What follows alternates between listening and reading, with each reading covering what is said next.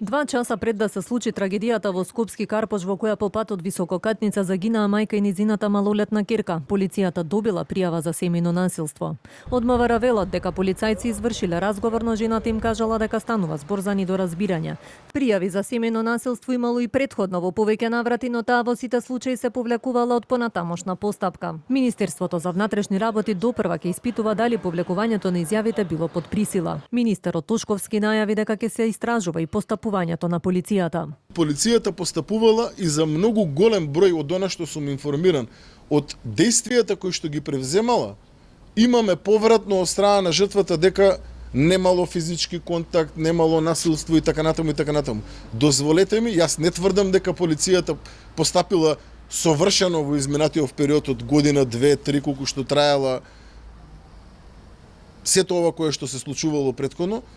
Истрагата ќе ја спроведеме максимално во детали и ќе утврдиме се што е од значење за истата. Таткото и сопругот на сега починатите Стојанче Јовановски во полициска станица од МВР најавија дека ќе му поднесат кривични пријави за наведување на самоубиство, нанесување на тешки телесни повреди и за загрозување на сигурноста.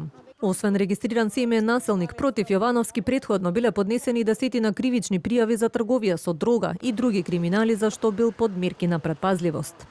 По устна наредба од јавниот обвинител, лицето Стојанче Јовановски е лишено од слобода поради сомневање за сторено кривично дело.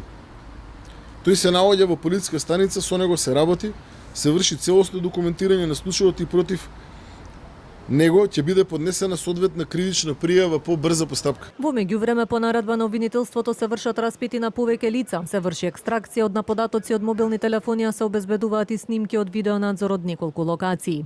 Освен тоа, обвинителството ќе истражува институционални пропусти во постапувањето.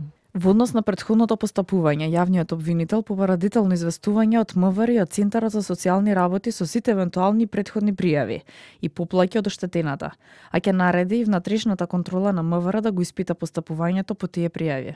Вонреден надзор се прави во Центарот за социјални работи во Скопје, каде имало пријави за физички напад врз жената. Министерството за труд и социјална соопшти дека контролата е во тек и тврди дека нема да се дозволи институционалните слабости да останат неадресирани.